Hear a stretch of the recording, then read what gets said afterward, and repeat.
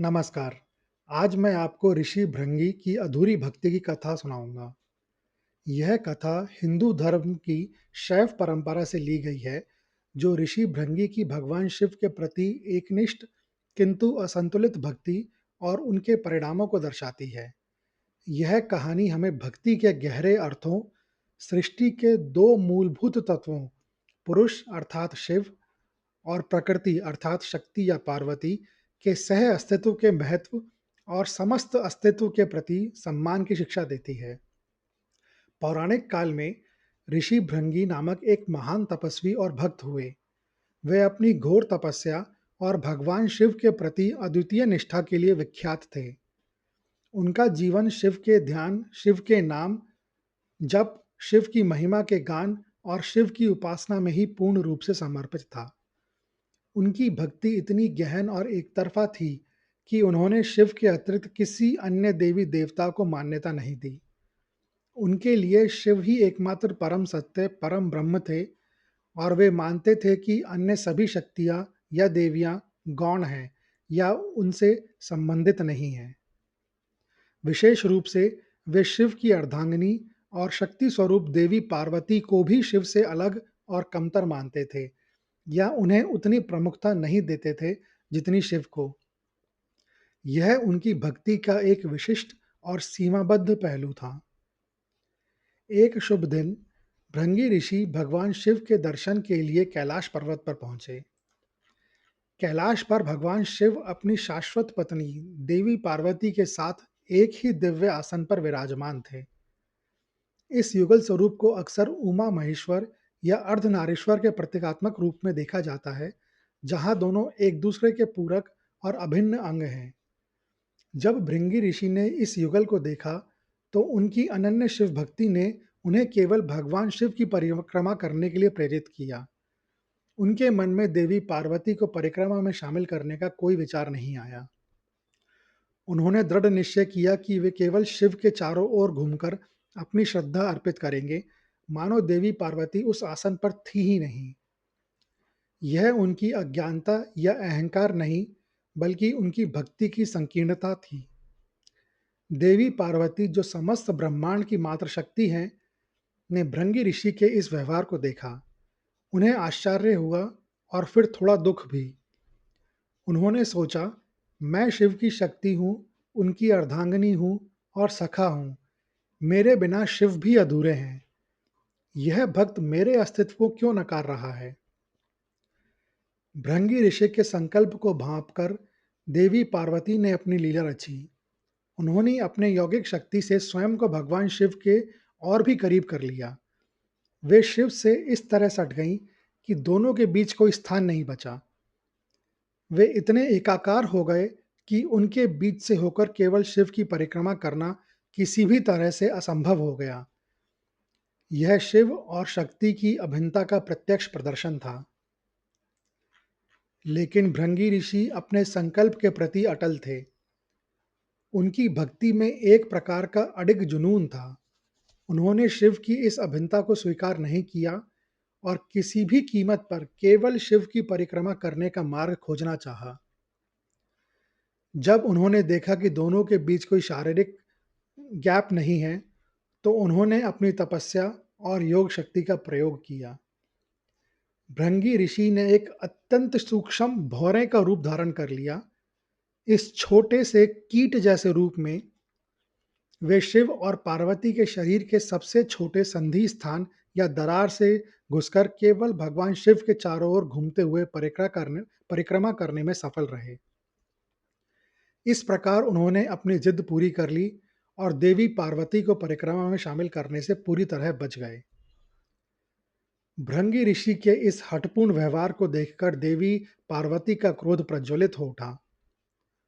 उन्होंने भगवान शिव से कहा, हे प्राणनाथ, इस भक्त के अहंकार को देखिए। यह मेरी शक्ति का, मेरे अस्तित्व का तिरस्कार कर रहा है। क्या मैं आपकी शक्ति नहीं हूं? मैं ही इस सृष्टि को गति देती हूँ, पोषण करती हूँ। मेरे बिना आप कैसे पूर्ण हो सकते हैं? यह केवल पुरुष तत्व को पूजकर स्त्री तत्व का अपमान कर रहा है। भगवान शिव ने शांत भाव से भृंगी ऋषि को समझाने का प्रयास किया। उन्होंने कहा, हे भृंगी, तुम्हें समझना चाहिए कि मैं और पार्वती एक ही हैं। मैं प्रकृति के बिना अपूर्ण हूँ और प्रकृति मेरे बिना अपूर्ण है। हम दोनों मिलकर ही सृष्टि का सृजन, पालन और संहार करते हैं। मैं निष्क्रिय चेतना हूँ और पार्वती क्रियाशील शक्ति। हम अर्धनारीश्वर हैं, आधा पुरुष और आधा स्त्री का रूप, जो यह दर्शाता है कि सृष्टि द्वैत्व से बनी है और दोनों का समान महत्व है।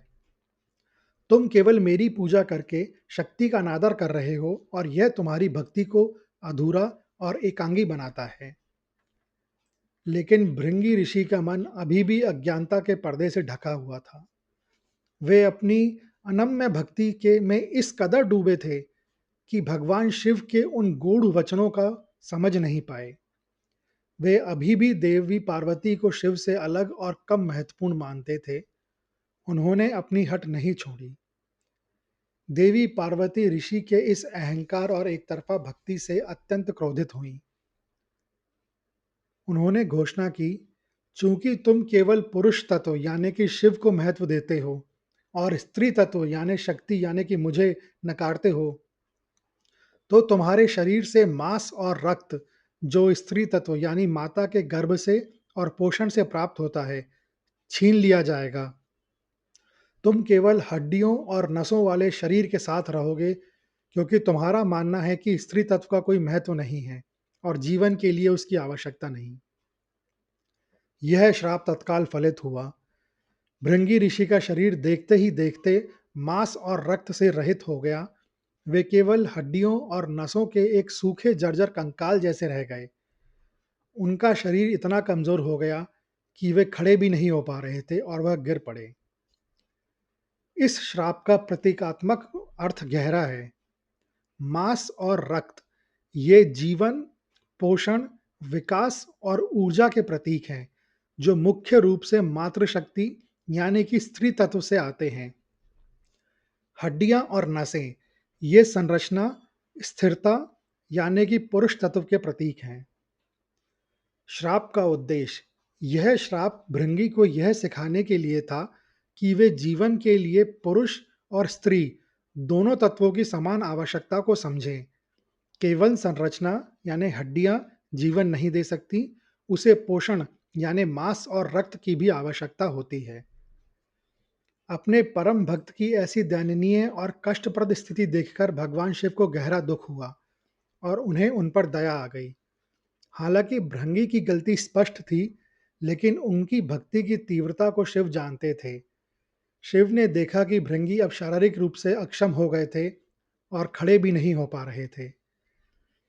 उनकी अहेतुकी कृपा से भगवान शिव ने भृंगी ऋषि को सहारा देने के लिए एक तीसरी टांग प्रदान करी।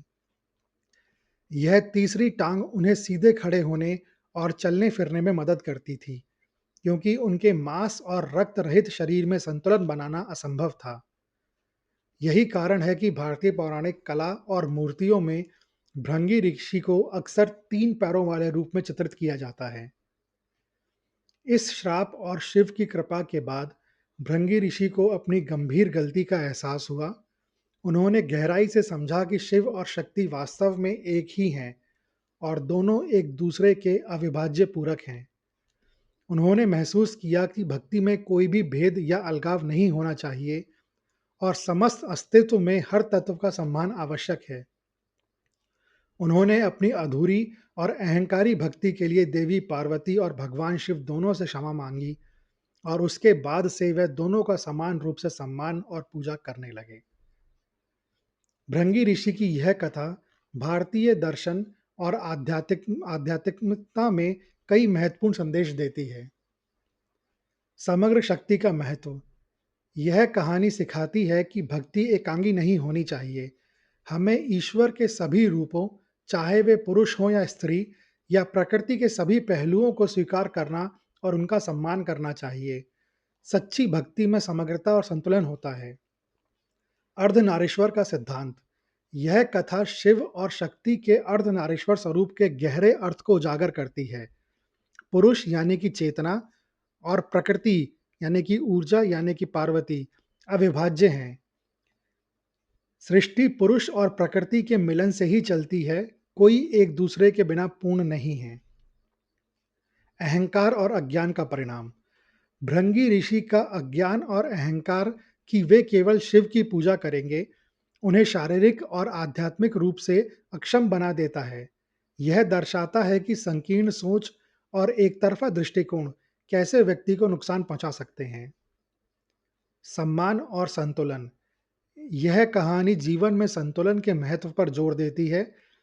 किसी भी एक पहलू को दूसरे पर वरीयता देना, विशेषकर जब वे एक दूसरे के पूरक हों, हानिकारक हो सकता है। यह स्त्री और पुरुष दोनों तत्वों को सम्मान का प्रतीक है। गुरु की शिक्षा। शिव का भृंगी को दिया गया ज्ञान कि वे और पार्वती एक हैं, एक गुरु द्वारा शिष्य को दिया गया सबसे महत्वपूर्ण उपदेश है कि द्वैत को छोड़कर अद्वैत को समझना चाहिए। भृंगी ऋषि की कथा एक चिरस्थायी अनुस्मारक है कि सच्ची भक्ति में प्रेम, विनम्रता, समझ और समस्त अस्तित्व के प्रति सम्मान शामिल होना चाहिए। यह वीडियो देखने के लिए धन्यवाद। अगर आपको यह कहानी अच्छी लगी हो, तो कृपया इसे ज़्यादा से ज़्यादा लोगों के साथ शेयर करें, लाइक करें व चैनल को सब्सक्राइब करें। कमेंट्स बॉक्स में लिखें, हर हर महादेव।